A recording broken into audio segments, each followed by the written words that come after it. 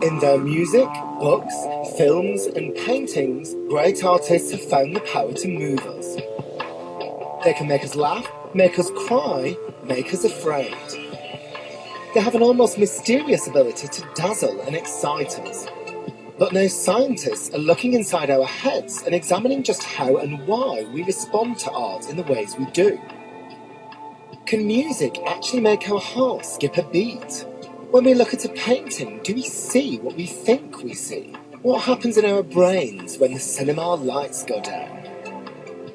And if science can find the answer, will it be used to manipulate what we think, what we like, and even what we buy? I'm Matthew Cain, and as Channel 4's culture editor, I'm excited but also sceptical about this new field of research. I want to see if the next artistic masterpiece really could come from a lab, and if science can make us all great artists.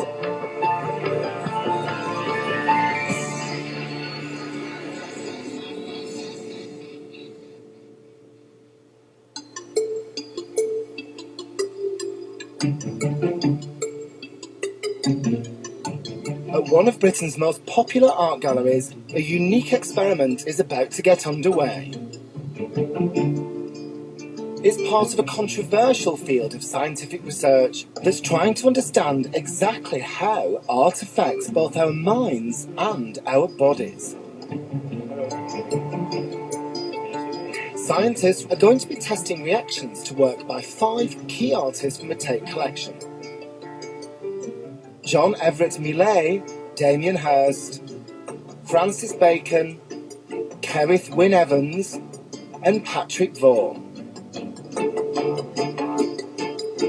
We often talk about how art moves and excites us, but does that mean it creates a physical response that can be measured? As far as we know, this is the first time anywhere in the world that a major public gallery has agreed to let scientists loose on its collection. They're going to be testing a cross-section of the British public to find out whether art really can set our pulses racing or quite literally take our breath away.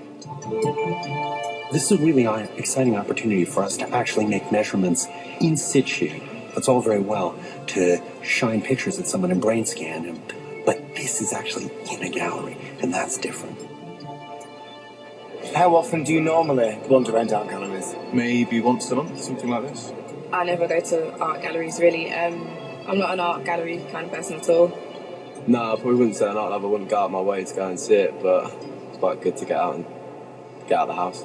The volunteers are wearing specially designed goggles which track how their eyes move around a painting, and receptors to monitor changes in their breathing, sweating and heartbeat. It's not going to tell us everything that people like about art. That would be a gross overinterpretation, but the opportunity to mix both what they're looking at combined with some of the data about arousal and emotion gives us some sort of insight into what people are actually responding to, even without them necessarily knowing about it. I think it's undeniable that art can move the viewer.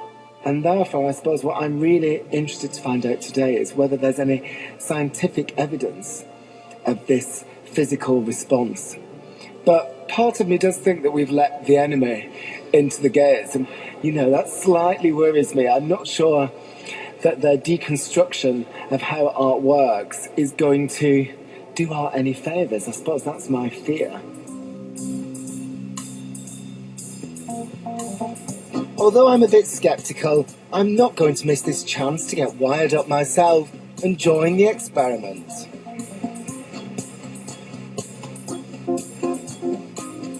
I think for this participant, what we saw was a two-phase response. Initially, he arrived and was probably disturbed when he looked over to the right, and that involved something that was more distant, possibly more intellectual, certainly more disengaged.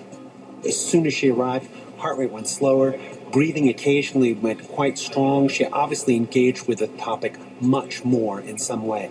I would suggest that previously she was bored. I enjoyed the spotty one. My eyes were darting everywhere. Well, I usually like Damien Hirst's spot paintings, but looking at them for a long period of time does make all the dots dance in front of your eyes. Despite the fact that I've said I usually like them, I'm not sure the experience is that pleasurable, really. The Millet I loved. I think everyone probably has a positive reaction when they see Millet, but yeah, I really had a strong reaction.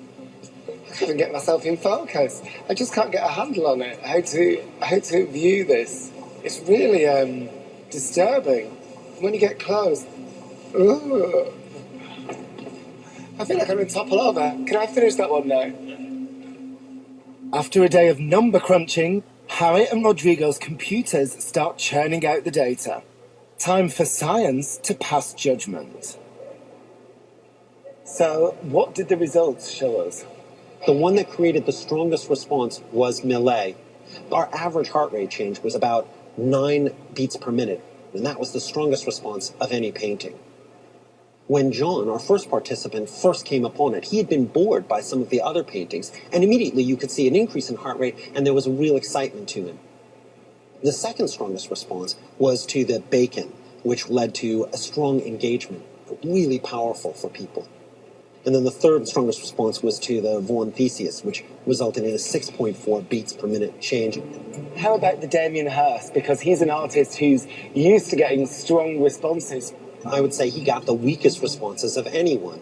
Almost nobody's heart rate changed in response to it. And I would say if I didn't know better, people were bored by it. If anything, they just didn't like spending time with it. And in the future, I might use a painting like that as a negative control. So much for the bad boy of contemporary art. Millet's Ophelia might have been painted in the 1850s and tell the story of a character created by Shakespeare more than 500 years ago, but the science reveals that it's lost none of its power. Dare I say, for you, the 3 works that you spent a lot of time looking at were Millet, Bacon, and Theseus. Initially, your response to the painting was quite weak, and I would say almost bored. It was at baseline. That's exactly what I thought. And then there was a sudden drop where you became engaged with it. I remember feeling totally unmoved by it until I hit on the detail of the limp hand hanging. And there's something about the kind of combination of strength and vulnerability that suddenly got me.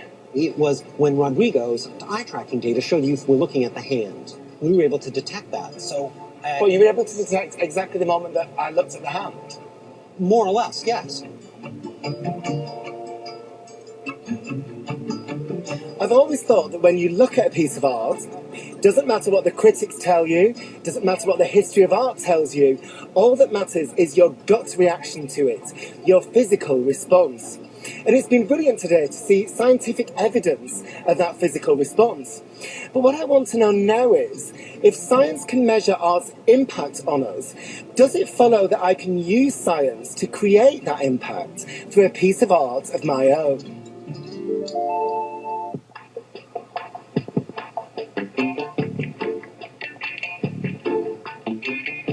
I want to find out if science can shed any further light on how we actually look at art. Professor Rodrigo Quiroga is going to show me how great artists can draw the viewer's eye around a canvas. This work by Diego Velázquez is one of the most influential paintings in the history of Western art. It's composed of multiple layers of depth, which make it feel more like a stage set than a flat canvas. But Rodrigo is going to give me the scientist's take on why the painting is so effective.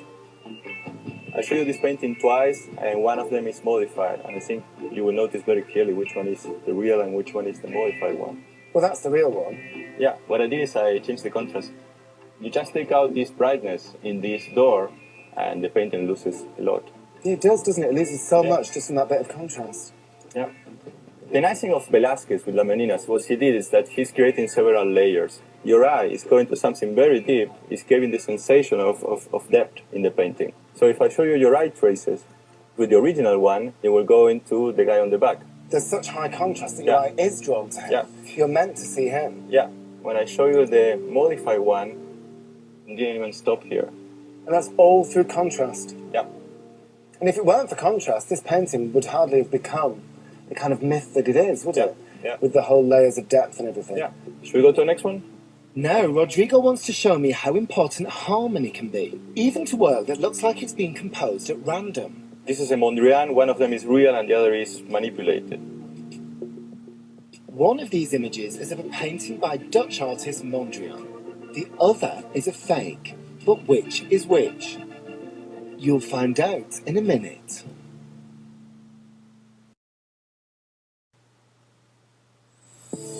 I'm taking part in a unique eye-tracking experiment to analyse how we view art. One of these images is of an authentic painting by Mondrian. The other is a fake. But which is which? I think I've got it. Well, correct me if I'm wrong, but the one with the blue. Yeah, the one with the blue, there's something funny about it. It's really weird. It just felt wrong. Yeah, so that's the original Mondrian, and that's the one that is manipulated where I just changed the colors, I flipped the colors, and this clearly is out of balance. So if you see the original, we're going more or less all over the place. So there's a balance. I mean, you were exploring the whole painting. I show you the manipulated one. You didn't look at the red square, you didn't look at the white square on the bottom. I hardly ever go out. Yeah. Outside the square. Whereas in this one, the original, there's more harmony. Well, I'm glad that's come up, actually, because so many people look at this kind of painting and think, oh, anybody could knock that, Yeah, knock that up, and, you know, it's totally easy, but the whole point is it's not.